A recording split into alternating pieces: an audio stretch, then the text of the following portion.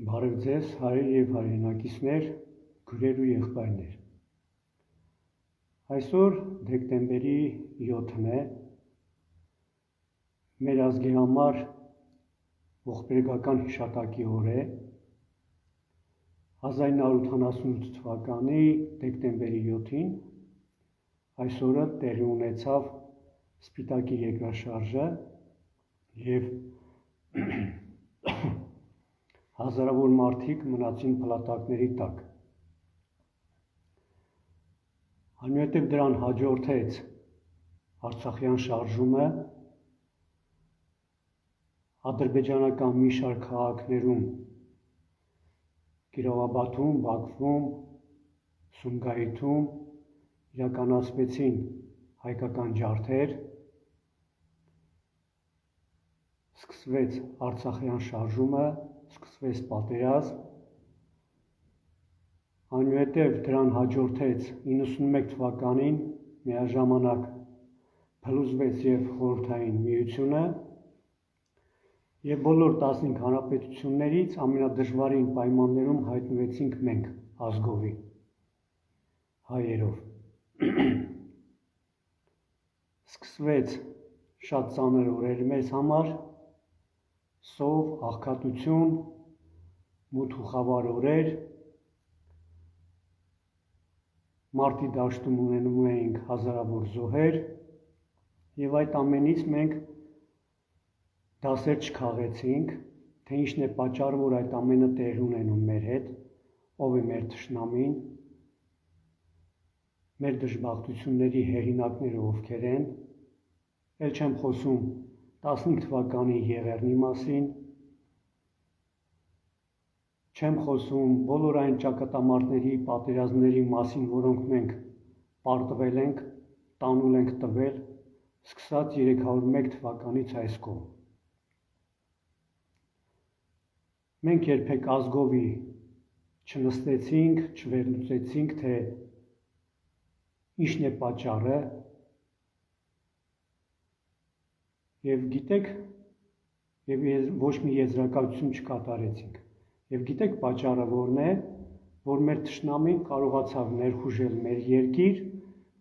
և այսօր նրանք ազատ գործում են հենց մեր հայրենիքի տարածքում։ Մենք եզրակացություն չկատարեցինք, թե ինչն է պատճառը, որ մենք անընդհատ 301 թվականից այս կողմ կորցնում ենք մեր հայրենի տարածքները, կորցնում ենք մեր հայրենիքը։ Պատճառը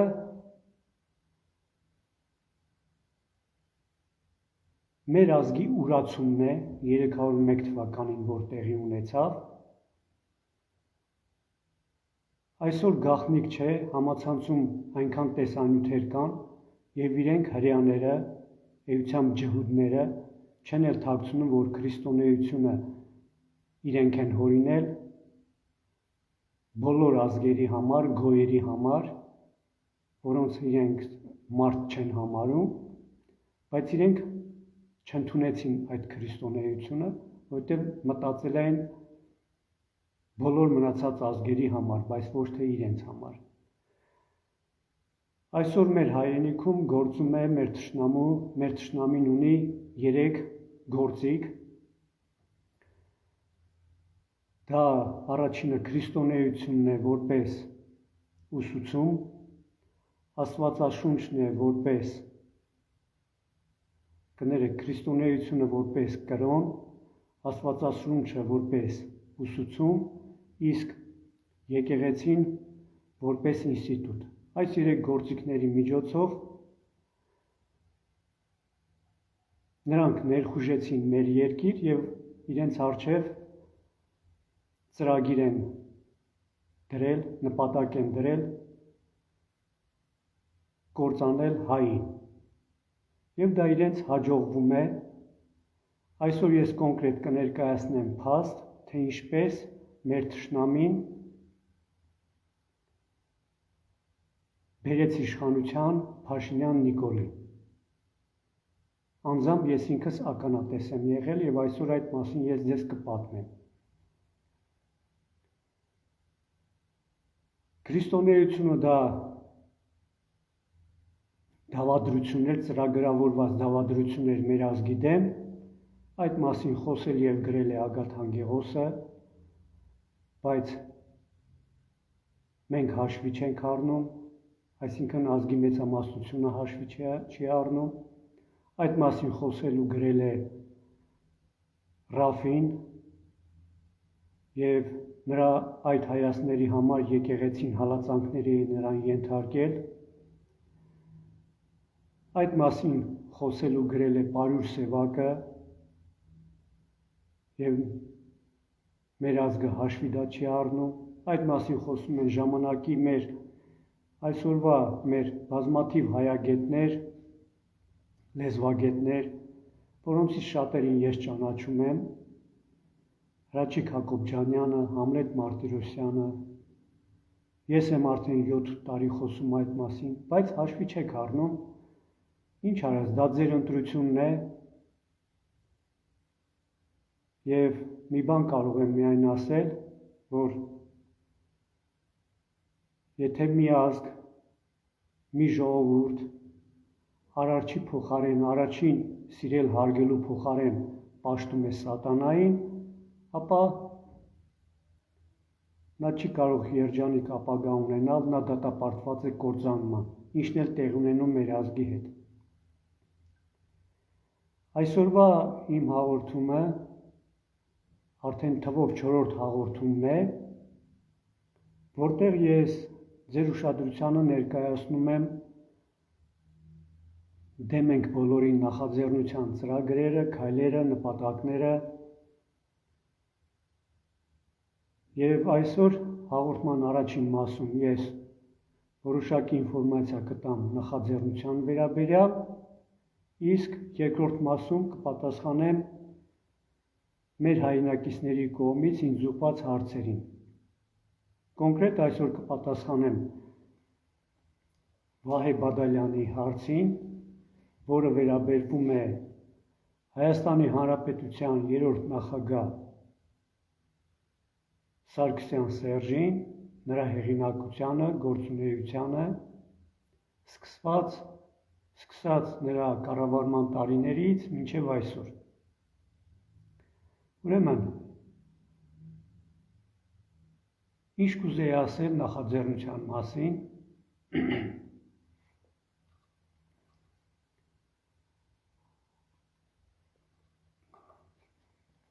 գլխավոր նպատակն է անել ամեն ինչ, որպեսզի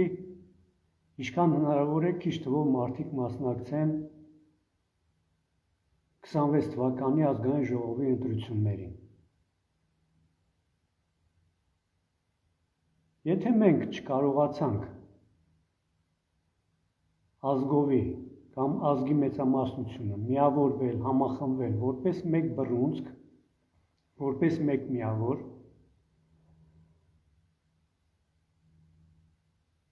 հանդես գանք այս նախաձեռնության ներքո, որպեսզի արձանագրենք այն փաստը, թե որքան մարդ չի մասնակցել ընտրություններին, ապա իմացեք, որ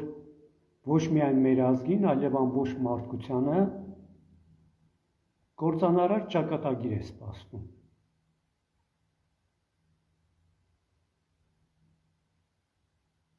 Այդ ցուցանիշը, թե որքան մարդ չի մասնակցել ընտրություններին, կարող ենք և իմանալ, կարող ենք և ստանալ։ Մենք կարող ենք ոչինչ չանել, սպասել ընտրություններին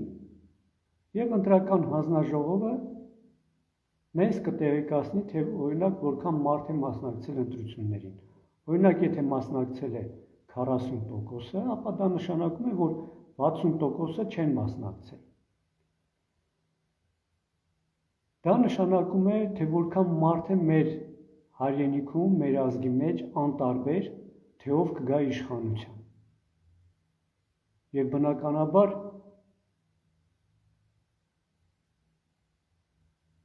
ինչ կլինի,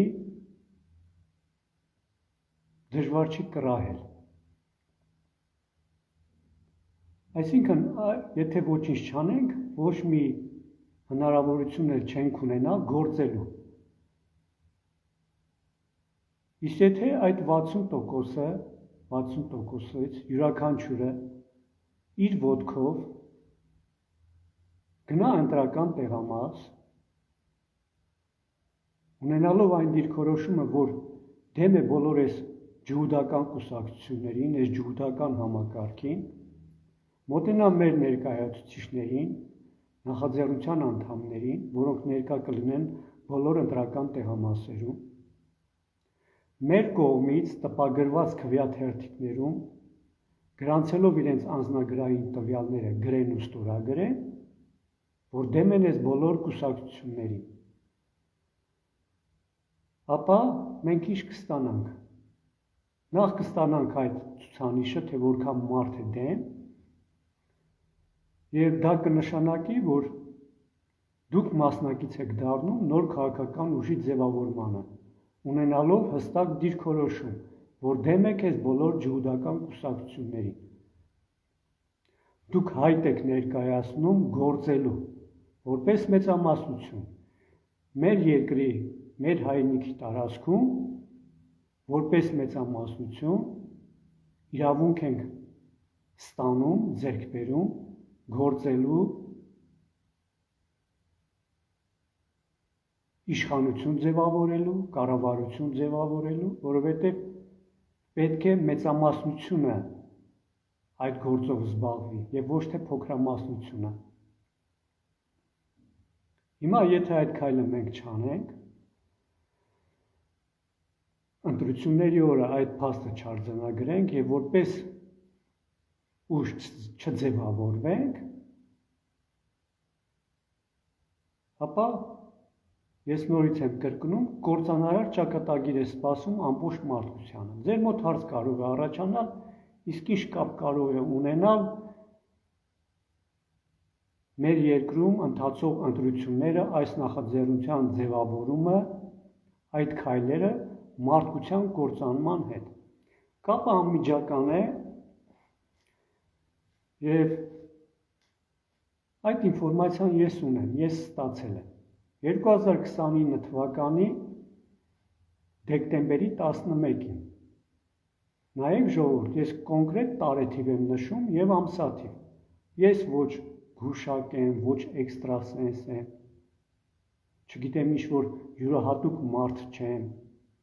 ձեր նման սովորական հայ մարդ եմ, ունեմ ընտանիք, երեխաներ, գնում եմ աշխատանքի, ծնվել եմ Սիսիանում, դպրոց եմ հաճախել, ունեմ նախասիրություններ, սովորական մարդ եմ, բայց ես այդ ինֆորմացիան ստացել եմ եւ ստացել եմ մեզ ստեղծող քաղաքակրթության կողմից։ Եզակի թվով ես այդ քաղաքակրթությունը, որը մարդ հարարածին ստեղծել եւ բնակեցրել է երկիր մոլորակի վրա, հեշտ է մեկ բառով ես ասում եմ արարիչ, որովհետեւ մտքեր արտահայտելիս շատ հեշտ է մեկ բառ օգտագործել։ Նրանք ես այդ ինֆորմացիան ստացել եմ հենց իրենցից։ Ես նորից եմ կրկնում, ես ինչ-որ մի յուրահատուկ մարդ չեմ։ Փոքր տարիքից ես հիշում եմ անդադ ինֆորմացիաներ այդ ստացել եմ, բայց սկզբնական շրջանում ես ուշադրություն չեմ դարձրել, բայց այնուհետև այդ ինֆորմացիաները այնքան հաճախակի, այնքան շատ են դարձել, որ այլևս չէի կարող անտեսել ու իրավունք չունեմ թաքցնելու։ Դուք գիտեք, ինչպես ուզում եք ընդունեք,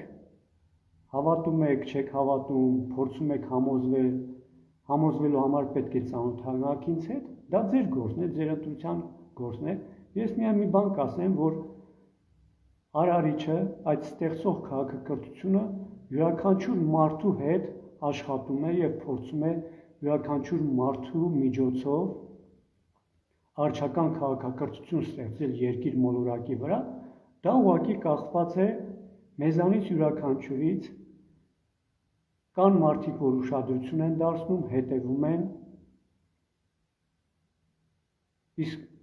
դա կախված է մեր նպատակներից ելնելով միջավայրը, որտեղ որ մեծացել ենք, մեր ուսուցիչներից, մեր դաստիարակներից,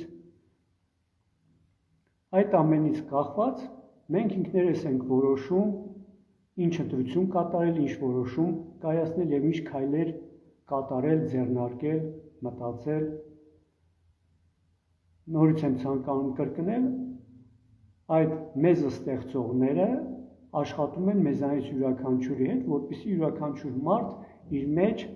ճիշտ էություն ձևավորի, աստվածային էություն ձևավորի, իսկ արդեն մարդը ինքն է որոշում ինչպիսի էություն ձևավորի իր մեջ։ Եվ հիմա ես այսօր ձեզ այն ինֆորմացիաները, որոնք ես ստացել եւ ստանում եմ մինչեւ այսօր իրենց կողմից, բոլորի մասին չեմ կարող ձեզ տեղեկացնել մեկ հաղորդման մեջ, մի քանիսը ես այսօր կներկայացնեմ, կասեմ այդ մասին, հենց աշխարհի կործանման մասին, որ դա տեղի ունենալու 29 թվականի դեկտեմբերի 11-ին։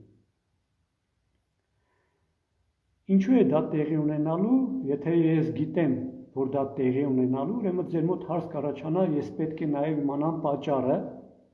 իսկ ինչու դա տեղի պետք է ունենա, ինչն է պատճառ հանդիսացել, որ նրանք այդպիսի որոշում են կայացրել։ Նախ ասեմ, որ դա պետք է տեղի ունենար 2012 թվականին, սակայն նրանք հետաձգել են իմ եւ իմ նմանների պատճառով, որպեսզի մարդկությանը տեղեկացնենք, փորձենք աշխատեցնել մարդկանց ուղեղը, որպեսզի ռեալ կարողանան դատել, թե ինչ է տեղի ունենում աշխարհում եւ ինտերնետը շատ մեծ հնարավորություն է եւ ինտերնետը մեզ տրված է այս վերջին ժամանակներում, որպեսզի ինֆորմացիան կարողանանք արագ տարածել։ Ինչն է պատճառ հանդիսանում, որ նրանք այդպիսի որոշում են կայացրել։ Պատճառը մենք ենք, հայերս։ Եվ թող զարմանալի չթվա, այո, մենք ենք պատճառը, որ ստեղծող քաղաքակրթությունը որոշել է ոչնչացնել մարդկությանը։ Հիմա ես ավելի մանրամասը բացատրեմ դա, թե ինչու ենք մենք մեղավոր հայերով աշխարհի կործանման գործում, մարդկության կործանման գործում։ Նրանք մեզ շնորհել են իրենց արարչական լեզուն։ Մենք խոսում ենք արարչական լեզվով, իրենց լեզվով, եւ դա իրենք մեզ տվել են ոչ թե նրա համար, որպեսզի մենք գլուխներս գովենք, հպարտանանք, պարծենանք, այլ այդ լեզուն մեզ տվել են կիրառելու համար։ Մենք խոսում ենք այդ լեզվով, դա չի նշանակում, որ մենք ինչ-որ միջուրահատուկ ցեղատեսակ ենք։ Այդ լեզուն տվել են մեզ, դա նշանակում է, որ մեր ուսերի վրա առաջադրանք է դրված, որպեսզի այդ լեզվի լեզվամտածողության հիման վրա մշակենք եւ գրի առնենք ոչ թե ինչ-որ մի ազգային գաղափարախոսություն, այլ արարչական գաղափարախոսություն։ Արարչական լեզվով խոսացող մարդը, հայերեն լեզվով խոսացող մարդը չպետք է խոսա ինչ-որ ազգային գաղափարախոսությունից։ Արարչական լեզվով խոսացող մարդը պետք է մշակի ու գրի առնի արարչական գաղափարախոսություն, որպեսզի դրա հիման վրա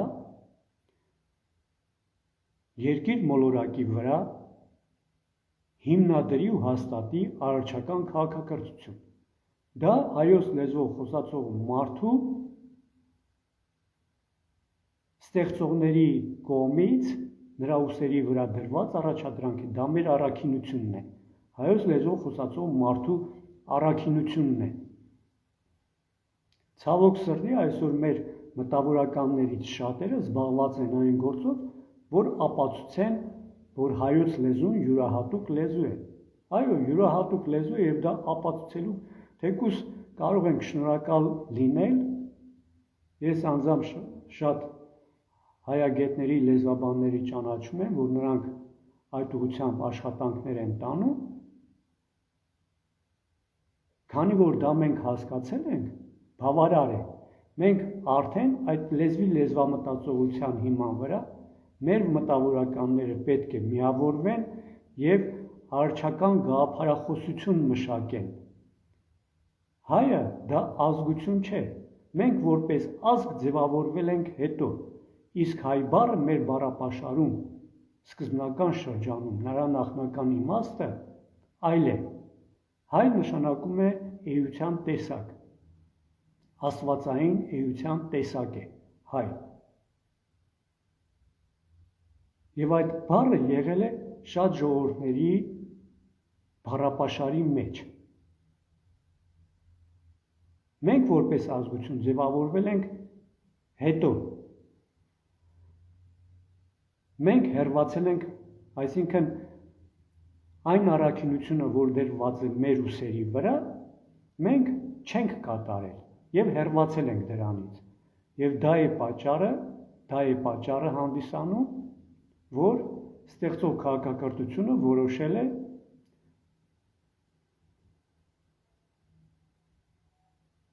թվականին ոչնչացնել ամբողջ մարդկությունը երկիր մոլորակի վրա։ Ժամանակ էր տրված դրա համար մեկ տիեզերական ցիկլ, որը լրացել է 2012 թվականին, եւ նրանք ինձ ինֆորմացիա են տվել այն մասին, որ հետաձգվել է 18 տարով, տեղի ունենալու, նրանք ոչնչացնելու են 29 թվականին։ Դա մի ինֆորմացիա, որ ես իրենցից ստացել եմ։ Ես նորից եմ ցանկանում կրկնել, ես ինչ-որ մի յուրահատուկ մարդ չեմ։ Ձեր նման սովորական հայ մարդ եմ։ Ուրիշ ինֆորմացիա, որ ես ստացել եմ իրենցից, այն է, ինձ փողոցում մոտեցել եւ տեղեկացրել են, թե իրենք որտեղ են բնակվում։ Ես գիտեմ իրենց բնակության վայրը։ Տիեզերքում որ աստղի վրա են իրենք բնակվում։ Մեզ ստեղծող քաղաքակրթությունը։ Ես շատ համառոտ եմ այդ ամենը ներկայացնում, որովհետև մեր ազգը դեռ պատրաստ չէ այդ ամենի եւ արժանի չէ այդ ամենի մասին իմանալը։ Օրը ժամը կգա եւ դա գաղտնիք չէ, ես մեծ սիրով այդ ամենը թե ինչպես է տեղի ունեցել, երբ եմ ստացել այդ ինֆորմացիաները, ամբողջությամբ կներկայացնեմ։ Մեկ այլ ինֆորմացիա ես ստացել եմ իմ ուղեղի մեջ եկել է ինֆորմացիա, թե ինչ է նշանակում Աստված բառը։ Ես այդ բառի բացատրությունը գիտեմ։ Ոչ մի աշխարհի ոչ մի լեզվով այդ բառը չի բացատրվում։ Բացատրվում է միայն հայերեն լեզվով, եւ այդ բառի իմաստը ես գիտեմ, նշանակությունը։ Ինչ է այդ բառը նշանակում։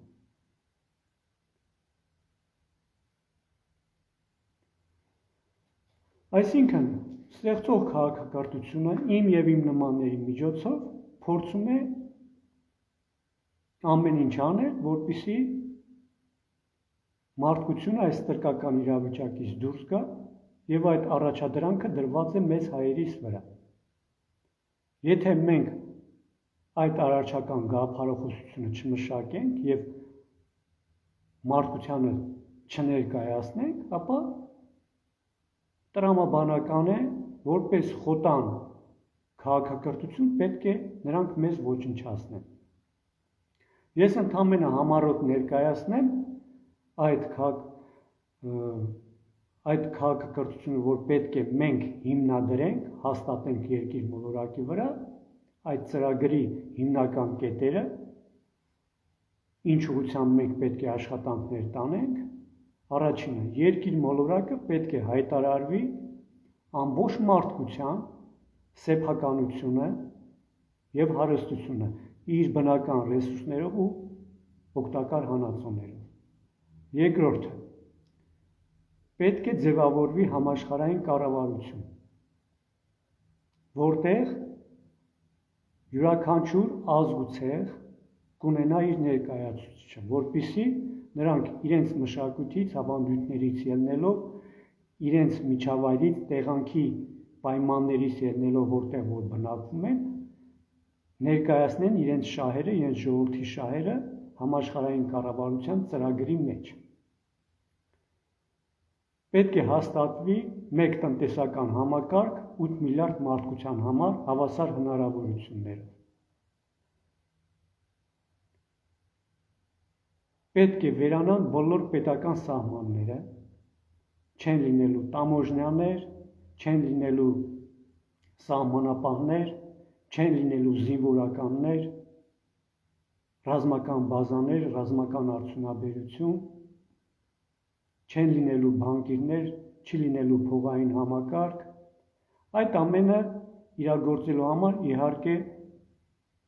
լինելու է անցումային ժամանակաշրջան։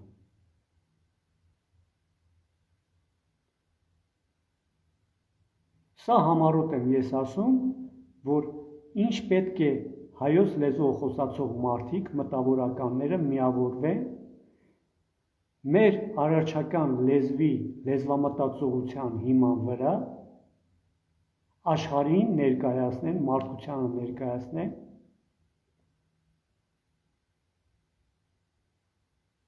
արարչական քաղաքակրթություն հաստատելու ծրագիր բոլոր ժողովուրդների համար։ Դա մեր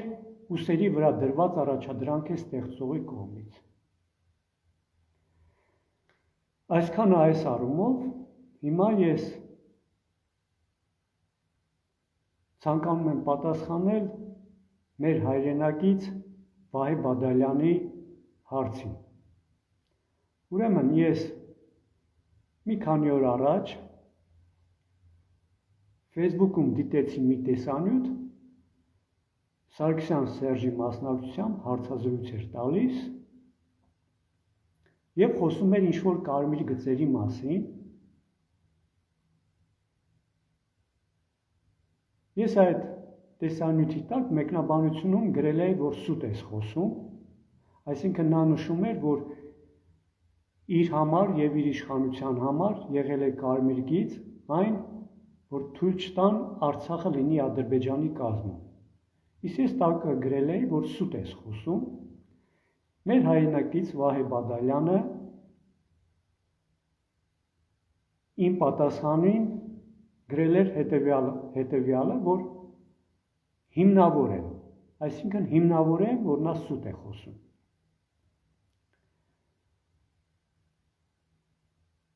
Նայեք ժողովուրդ, ես ինչ փաստեր հիմա ես կներկայացնեմ, Վահե ջան։ Ես քեզ ասացի, որ 2015 թվականին Ազատության հրապարակում ելույթ էր ունեցել Պետրոսյան Լևոնը եւ այնտեղ ներկայացրել էր, թե ինչպես է Նիկոլ Փաշինյանը, կներեք, Փաշինյան Նիկոլը գալու իշխանության, ինչպես են բերելու նրան իշխանության։ Ես ցանկանում եմ նրա ելույթից ցիտել մի հատված, գրի եմ արել, հիմա ես կարդամ։ Ուրեմն Պետրոսյան Լևոնը ասում է հետևյալը. Իդեպ պետք է ավելացնեմ, որ ես ամբողջությամբ ելույթը գրի չեմ արել, դա համացանցում կա, կարող եք մտնել համացանց եւ գտնել այդ տեսանյութը, ուրեմն ցանկանում է ավելացնել, որ նշված նկատառումներից բացի Հայ ազգային կոնգրեսի առջև մի բացառիկ հարցի լուծման հնարավորություն է ստեղծվում, ինչի մասին ուզում եմ խոսել մի փոքր ավելի մանրամասնորեն։ Նախ եւ առաջ ձեզ ազնվաբար տեղեկացնում եմ, որ Հայ ազգային կոնգրեսին առայժմ չի հաջողվել հասնել իր գլխավոր նպատակներին, իշխանափոխությանը եւ ավազակապետության կազմաքանդմանը։ Ավազակապետությունն նա համարում է մեր երկիրը, ինչից եմ ես այդպիսի եզրակացություն կատարել, ես մեր բերում կբերեմ իր ելույթի վերջին միտքը, վերջին նախադասությունը, որից էլ կարելի է եզրակացնել։ Հիմա նա շարունակում է, որ շատերը դա բացատրում են այն հանգամանքով, որ իրեն մեղադրում են, որ ազգային կոնգրեսը, հայ ազգային կոնգրեսը 7 տարիների ընթացքում չի կարողացել իրականացնել այն ծրագրերը, այդ ավազակապետության կազմալուծմանը, կազմաքանմանը, Հայաստան երկրի կազմաքանմանը։ Ուստի ավելի կարկառուն գործիչներ կան, որոնց ազգային կոնգրեսը խանգարում է, եւ այդ կարկառուն գործիչը Փաշինյան Նիկոլն է, որին պետք է բերեն իշխանության այդ ծրագրերը իրականացնելու համար։ Եվ ինչ է ասում, Վահե ջան, ուշադիր լսիր, ելույթի մեջ 2015 թվականին Սարգսյան Սերժը իշխանություն էր, Պետրոսյան Լևոնը ելույթ էր ունենում Ազատության հրապարակում, եւ ինչ է ասում Պետրոսյան Լևոնը, վստահ եմ, որ իշխանությունը ոչ միայն խոչընդոտներ խոչընդոտներ չեն հարուցի նրանց առջև, ովքեր Փաշինյան Նիկոլին ուզում են բերեն իշխանության, այլև ամեն ինչ կանեն այդ հանրահավաքների բազմամարդությունը ապահովելու համար։ Միթե սա փաստ չէ եզրակացնելու, որ դա միասնական ծրագիր է եղել,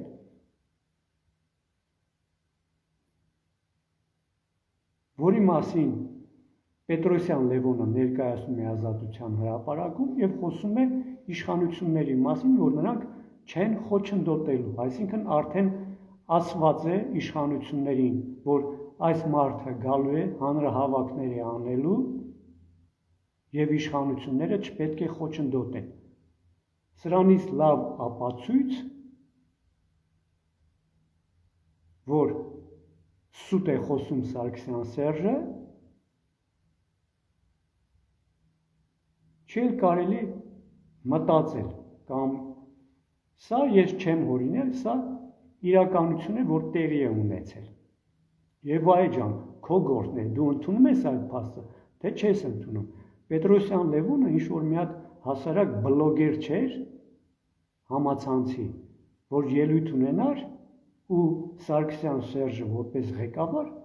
ուշադրություն չդարձներ։ Այսպիսի ելույթից հետո նախ հիմա ես վերջին նախադասությունը նրա ելույթի ձեզ ներկայացնեմ, թե ինչ է ասում վերջում։ Ես անգիր եմ արել այդ նախադասությունը։ Պետրոսյան Լևոնը ասում է. Ես անկեղծորեն ցանկանում եմ, որ Բաբելոնյան աշտարակի նոր շինարարները վերջնականապես մեկտեղվեն, որովհետև այլևս այդպիսի հնարավորություն չեն ունենալու եւ Հայաստանը կմնա այդպես էլ չփրկված։ Այդպիսի ելույթից հետո պետության ղեկավարը անմիջապես պետք է հրաման տար ներքին գործերին, ազգային անվտանգության ծառայությանը ձերբակալել Պետրոսյան Լևոնին եւ տանել պատվալներում,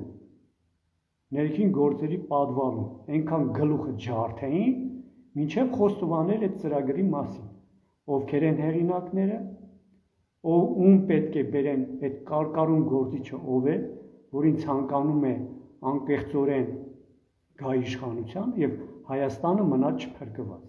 Իսկ ովքեր են Բաբելոնյան աշտարակի շինարարները, այն նույն ջհուդները։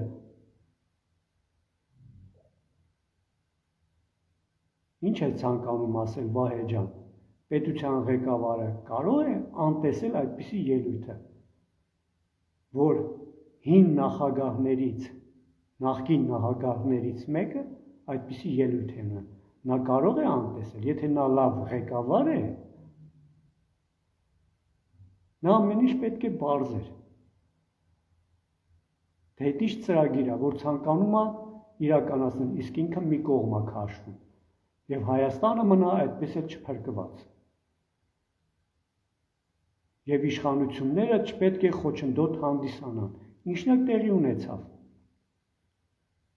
Հիշում եք, Փաշինյան Նիկոլը եւ Սարգսյան Սերժը գիշերը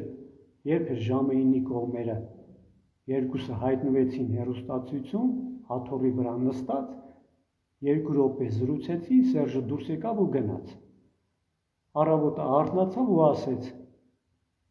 Նիկոլը ճիշտ էր, ինքը սխալ։ Իսկ այնուհետև ինչ հայտարարություն կատարեց, որ ինքը չի պարտվել Նիկոլին, պարտվել է ավելի մեծ ուժերին, այո, այդ բաբելոնյան աշտարակի շինարարներին։ Եթե դու հայ էիր, լավ ղեկավար էիր, պահանջեիր Պետրոսյան Լևոնից պարզաբանել, եւ նա քեզ կասեր, ում են ցանկանում բերել, իսկ մենք բոլորս գիտենք, որ Փաշինյան Նիկոլը դա Պետրոսյան Լևոնի աճեցրած պտուղն է, սովորեցրել, պատրաստել են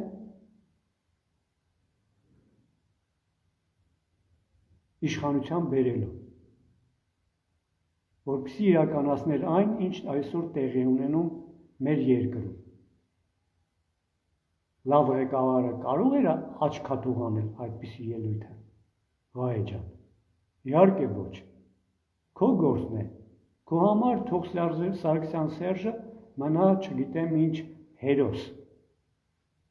իսկ փաստերը հակառակն են ասում, դու կարող ես անտեսել այս փաստերը, իսկ ես ավելի կարևոր մի փաստ ներկայացնեմ քեզ, որին ականատես եմ եղել ես ինքս անձամբ։ Եթե դու կարող ես ասել, դա հիմք չէր հանդիսանա, որպեսզի Փաշինյան Նիկոլին ձերբակալեր, որի համար Գառնի տաճարը, Փաշինյան Նիկոլի համար Գառնի տաճարը դա մի հատ հավաբուն է։ Քարահունջ աստղադիտարանը, որը գտնվում է իմ բնակավայրում, ես ինքս Սիսիանից եմ, քարերի կույտ է։ Եվ այդ մարդուն Պետրոսյան Լևոնը բերում է իշխանության, այսինքն ոչ թե Պետրոսյան Լևոն, այլ տերերը, Լևոնի տերերը, ասում են մի կողմ քաշվիր, դու չկարողացար 7 տարիների ընթացքում մեր ծրագրերը իրականացնես, որ Հայաստանը մնա չփրկված, ավելի լավ գործիչ կա կարկառում, նրան պետք է բերենք, և բերեցին։ Եթե դու ասես հիմքեր չէր հանդիսանում, հիմք չի հանդիսանում, որ նա ձերբակալեր Փաշինյան Նիկոլին, նրա գրքի համար, ինչ այլասերված մտքեր էր արտահայտում իր գրած գրքի մեջ, որ Արցախի մասին ինչ կարծիք ունի Փաշինյան Նիկոլը, մերը թողած ուրիշ էին, նրա համար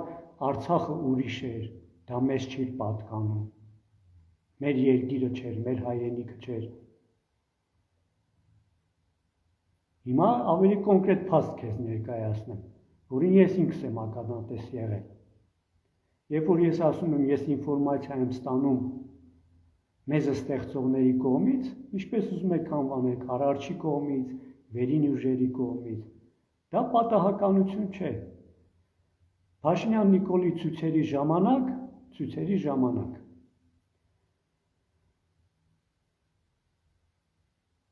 ես արդեն 2017 թվականից Հայաստանում էի, իսկ մինչ այդ ապրել եմ Ուկրաինայում, Դնեպրապետրովսկ քաղաքում, եւ եթե հետևում եք քաղաքականությանը, պետք է իմանաք 14 թվականին իշխանափոխություն արվեց նաեւ Ուկրաինայում, գունավոր հեղափոխություն արվեց, իշխանության բերեցին Պարաշենկոին եւ այսօր հետևանքը տեսնում եք, ինչ է տեղի ունենում, Ուկրաինան մասնատեցին որպես պետություն, բաժանեցին, այդպես է լինելու էր եւ այնտեղ հաստատվում է նոր Իսրայել են կառուցում, իսկ Դնեպրապետրովսկը դա աշխարհի մասշտաբով հրեական երկրորդ կենտրոններ, ջհուդական երկրորդ կենտրոններ եւ այսօր կդառնա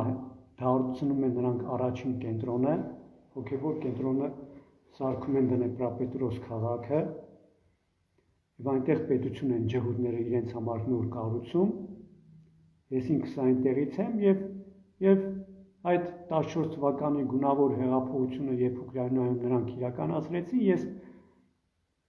ուսումնասիրելով արդեն զբաղվում էի քաղաքականությամբ, ես կարողացա հասկանալ, որ ովքեր են հեղինակները, այդ նույն ջհուդներն են եւ այդ տեսակետը ունենալով, երբ արդեն Հայաստանում էի, 18 թվականին Փաշինյան Նիկոլը սկսեց իր այս վազքը, փողոցային վազքը, սկսած Գյումրիից, այնուհետև Երևանում փողոցներում սկսեց վազվզել, ես որոշում կայացրեցի, իմ մոտ միտք ծագեց, որպեսզի գնամ ջհուդական կենտրոն, որը գտնվում է Նարդոս փողոցի և Տիգրան Մեծ փողոցների խաչմերուկում, Երևան քաղաքում, սինագոգա է կոչվում, դրանց ջհուդական կենտրոնը, գնացի հետախուզության, ինձ ուղեցին, այո, վերին ուժերը ինձ ասեցին, գնա և ստուգիր, հարց ու փորձ արա, թե ինչ է մտածում այդ ջհուդը Փաշինյան Նիկոլի մասին։ Ինձ ուղղորդեցին այնտեղ և ուղղորդեցին այն առումով, որպեսզի ես ականատես լինեմ այն ամենին, ինչ որ ես տեսա այնտեղ։ Նիկոլի ցույցերի ժամանակն է։ Ես գնացի ուրեմն սինագոգա, դուռը թակեցի, այդ ջհուդը բացեց դուռը, երբ տեսավ ինձ, որ ես հայ եմ, ես միանգամից նկատեցի նրա դուռը չեկավ, նրա դեմքի արտահայտությունից, բայց մի 5%, քանի որ ես ինքս ինձ քրիստոնյա չեմ համարում և չեմ ընդունում այդ աղանդը, իրենք նույնպես քրիստոնեությունը չեն ընդունում, ես սկսեցի խոսել այդ մասին, այսինքն, որպեսզի նրա մոտ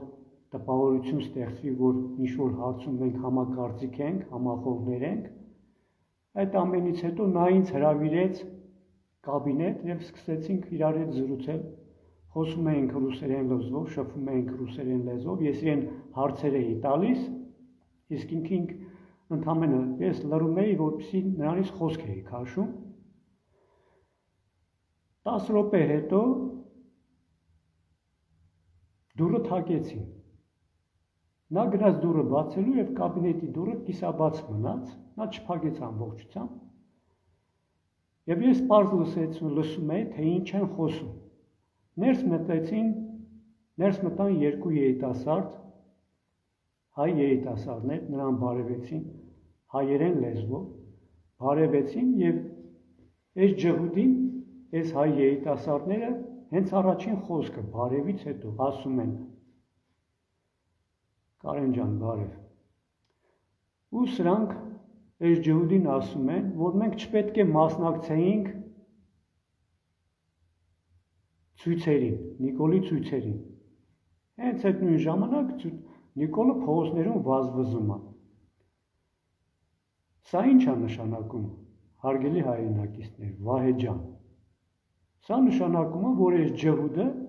սրանց ուղարկել է ցույցի, այսինքն ցուցարարների կենտրոնը, որտեղ պատրաստել են ցուցարարներ,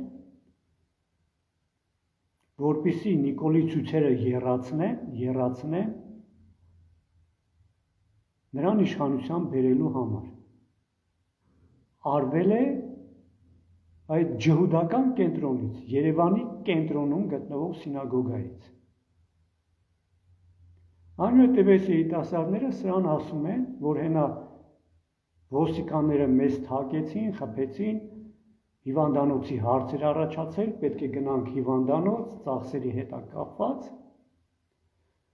Այս խոսքից հետո այս ջհուդը մտնում է մյուս սենյակը, ես ամբողջությամբ պարզ լսում եմ, ինչ են խոսում։ Այս ջհուդը գնաց մյուս սենյակը,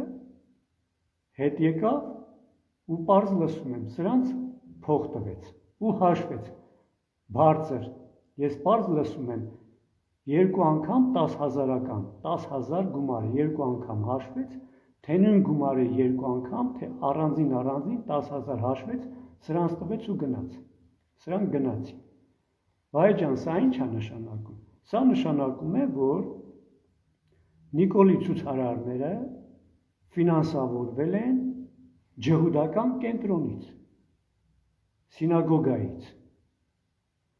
Ինձ վերին ուժերը ուղղորդել էին այնտեղ, հենց այն օրը, որպեսզի ես տեղեկանայի, այդ լուրը իմանայի, թե որտեղից է ֆինանսավորվում, ովքեր են ֆինանսավորողները եւ ում որ ցանկանում են բերեն իշխանության։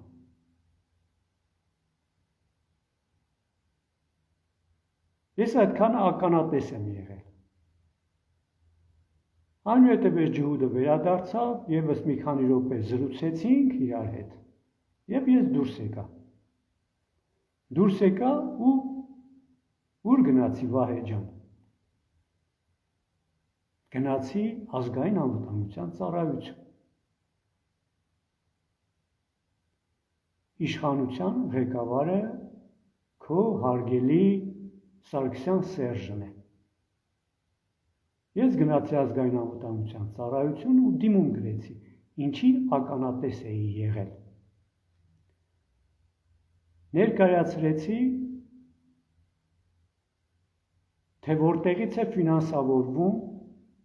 Փաշինյան Նիկոլը եւ նրա ցուցարարները, ովքեր են ղեկավարները։ Դիմում գրեցի ազգային անվտանգության ծառայության տնօրեն Կուտոյանի անունով։ Եվ հիմա քեզ հարց, Վահե ջան։ Կուտոյանը այդ դիմումի մասին, այդ փաստի մասին, որտեղից է ֆինանսավորվում Փաշինյան Նիկոլը, որ ջհուդներն են սրան ֆինանսավորում, ցանկանում են բերել իշխանության։ Կուտոյանը տեղեկացրել է, այդ դիմումը դրել է Սարգսյան Սերժի սեղան։ Այստեղ մի նրբություն կա, որի մասին շատ մարդիկ ընդհանրապես չգիտեն, որովհետև նրանք քաղաքականությամբ չեն զբաղվում, մարդկության մեծամասնությունը չի զբաղվում։ Կա այսպիսի մի նրբություն, որ այսինքն ինֆորմացիայի գաղտնիության մակարդակներ։ Օրինակ, Ռուսաստանում կա գաղտնիության այդպիսի 6 մակարդակ, ինֆորմացիայի գաղտնիության 5 թե 6 մակարդակ։ Ամերիկայում 10 մակարդակ գոյություն ունի։ 7-րդ մակարդակից հետո Ամերիկայի նախագահը 7-րդ մակարդակից հետո ինֆորմացիաների նա չտիրապետում։ Նա այն պաշտոնակատարը չէ, որ այդ ինֆորմացիաներին նրան ինֆորմացիայի մասին նրան տեղեկացնեն։ Եվ հիմա հարց. ազգային անվտանգության ծառայությունը, որը այսօր ունենք, արդյոք այդ ինֆորմացիան տեղեկացրել է երկրի նախագահին, ում է ենթարկում ազգային անվտանգության ծառայությունը։ Կուտոյանը ենթարկվում էր անմիջապես Սարգսյան Սերժին, թե ավելի մեծ ուժերի, որոնք տարբեր երկրներում բերում են իշխանության կառավարիչների՝ Պուտին, Մակրոն, Տրամփ, Սարգսյան Սերժ, հասկանում ես, Վահե ջան։ Դու երբեք չես մտածում այդպիսի բաների մասին չգիտես։ Հիմա եթե ես այդքան բանի մասին գիտեմ, Սարգսյան Սերժը առավել ևս գիտի։ Եթե նա իմանում էր, որ Կուտոյանը իրան չի ենթարկվում, իրեն չի ծառայում, ապա ավելի վատ իր համար, որ մեզ ամբողջ ազգին դուրս չի եկել ու չի ասել այդ մասին, որ իմանում եք, կա այսպիսի նրբություններ, որ ազգային անվտանգության ծառայության տնօրենը ինչ չի ենթարկվում։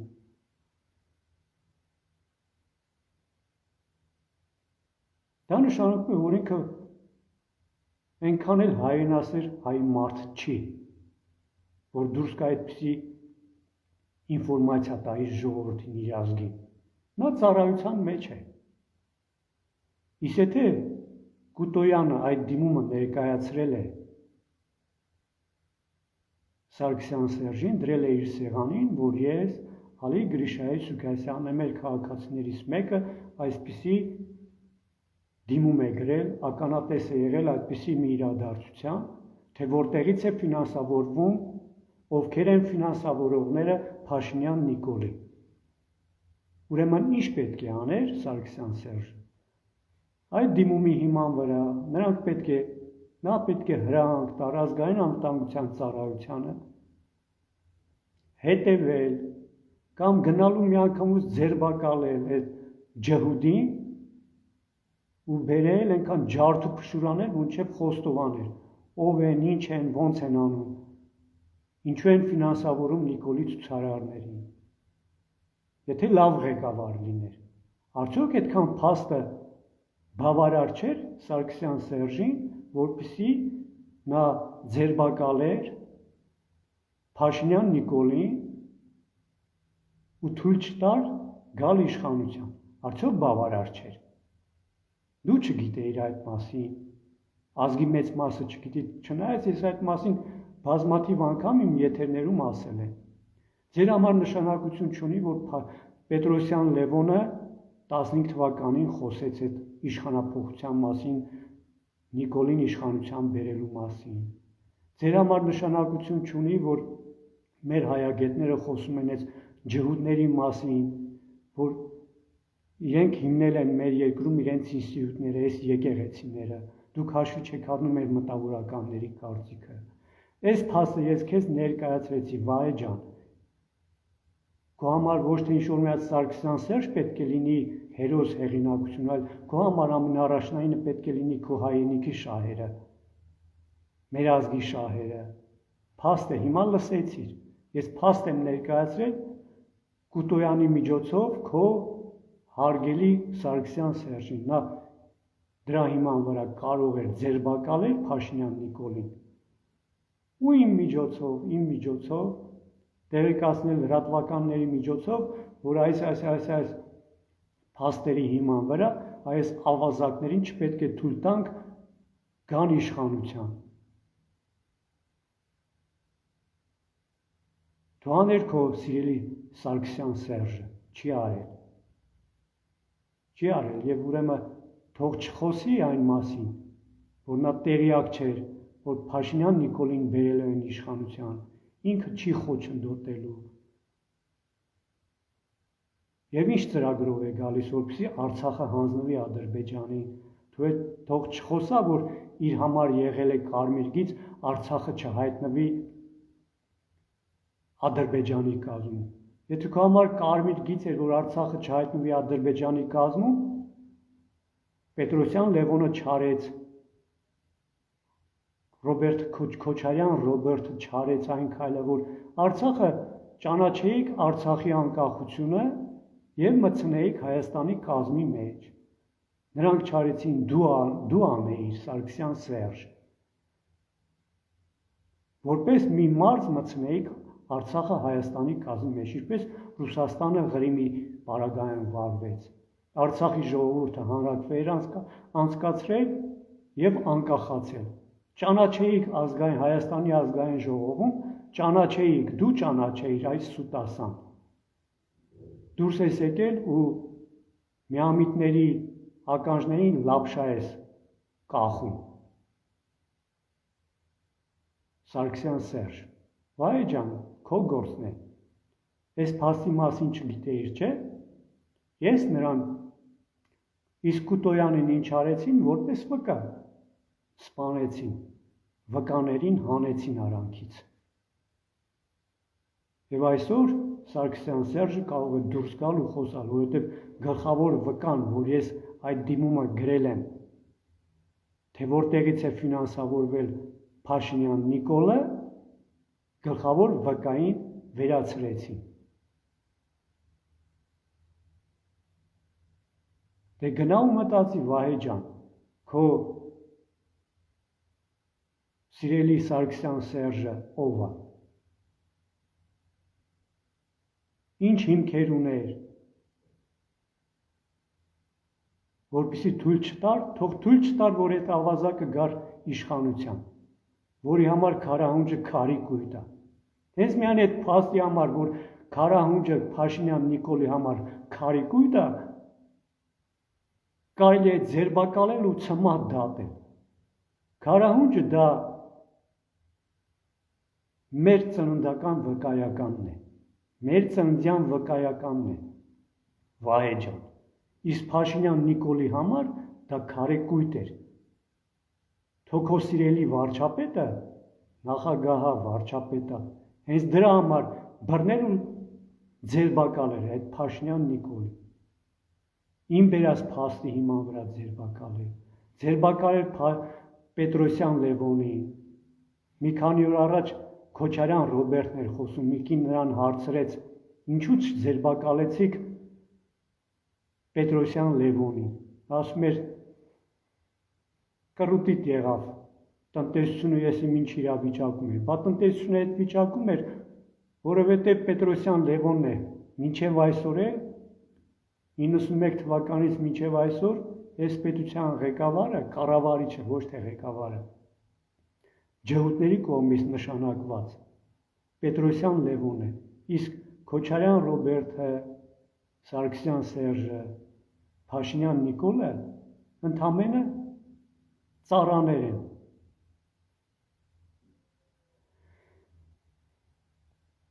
Ես քեզ փաստ ներկայացրեցի Վահե ջան, ինչ փաստեր ուներ, որպեսզի Սարգսյան Սերժը ձերբակալել ու չբերել իշխանության Փաշինյան Նիկոլին։ Եվ նա տեղյակ էր, թե ինչ ծրագրեր են ցանկանում իրականացնել Արցախը հանձնելու։ Դու կարող ես տեղյակ չլինեիր այդ ծրագրերից, իսկ ինքը տեղյակ էր։ Չի արել, որովհետև Սարգսյան Սերժի տերերը, Լևոնի տերերը, Նիկոլի տերերը, դրանք նույն մարդիկն են, այս ջհուդներն են, որոնք ներխուժել են մեր երկիր մեզ կործանելու համար։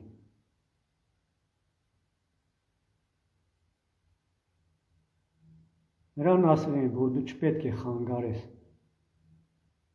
Պետրոսյան Լևոնի ելույթում իշխանությունները ոչ մի խոչընդոտ չպետք է հանդիսանան, այլ պետք է օգնեն հանրահավաքները բազմամարդ դարձնելու համար, ինչն էլ արեց։ Մի կողմ քաշվեց ու գնաց, այսօր դուրս է եկել խոսում է։ Այսքանը ժողովուրդ։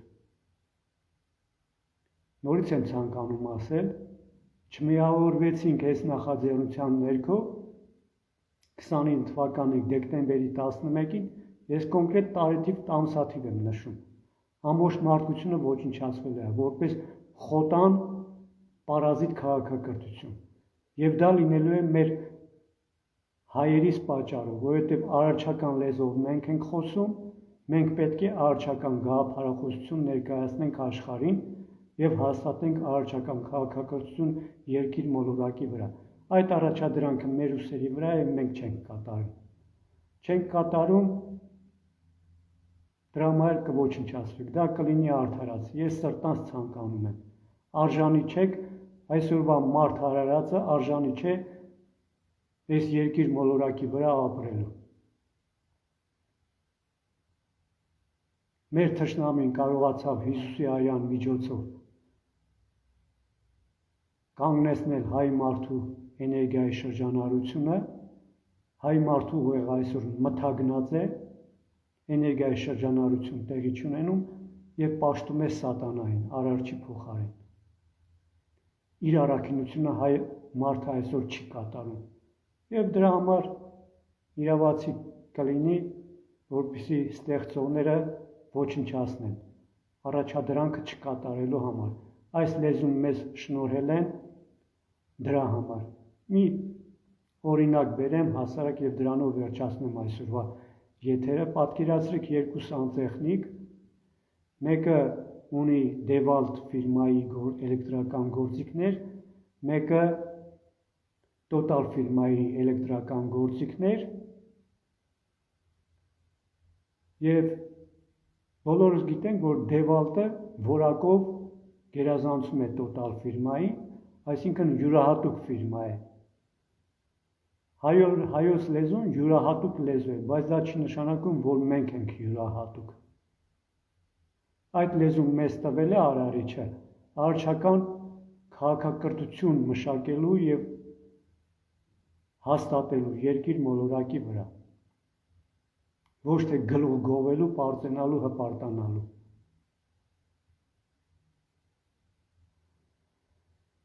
Դուք գիտեք։ Այսքանը։ Շնորհակալություն, ստեսություն ձեզ։